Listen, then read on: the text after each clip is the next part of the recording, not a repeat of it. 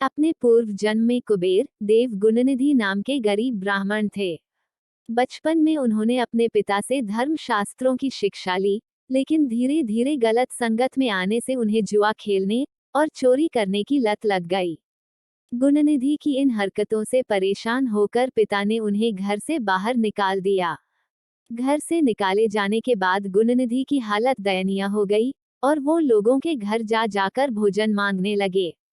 एक दिन गुणनिधि भोजन की तलाश में गांव-गांव भटक रहे थे, लेकिन उस दिन उन्हें किसी ने भोजन नहीं दिया। जिसके बाद भूख और प्यास से परेशान गुणनिधि भटकते भटकते जंगल की ओर निकल पड़े। तभी उन्हें कुछ ब्राह्मण अपने साथ भोग की सामग्री लेकर जाते हुए दिखाई दिए। भोग की सामग्री को देख गुणनिधि की भूख बढ़ गई और खाने की लालच में वो ब्राह्मणों के पीछे पीछे चल दिए। ब्राह्मणों का पीछा करते करते गुणनिधि एक शिवालय आ पहुंचे, जहां उन्होंने देखा कि मंदिर में ब्राह्मण भगवान शिव की पूजा कर रहे थे और भगवान शिव को भोग अर्पित कर सभी ब्राह्मण भजन कीर्तन में मग्न हो गए।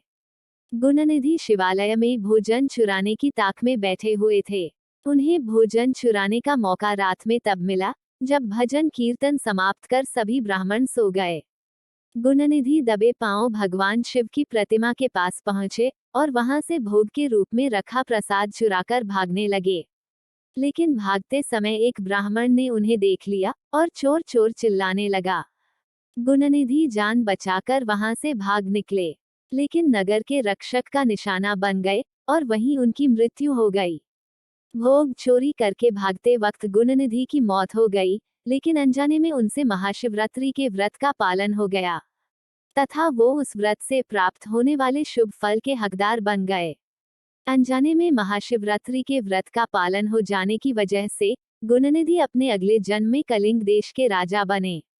अपने इस जन्म में गुणनिधि भगवान शिव के परम भक्त हुए। वे सदैव भगवान शिव की भक्ति में खोए रहते थे। उनकी इस कठिन तपस्या और भक्ति को देखकर भगवान शिव उन पर प्रसन्न हुए। भगवान शिव ने वरदान देते हुए उन्हें यक्षों का स्वामी तथा देवताओं का कोषाध्यक्ष बना दिया। कहते हैं भगवान शिव जिस पर प्रसन्न हो जाते हैं, उनकी सभी मनोकामनाएं पूरी करते हैं। यह भगवान शिव की ही एक माया थी, जिससे गरीब ब्राह्मण गुणनिधि धन के देवता कुबेर कहलाए और संसार में पूजनीय हुए।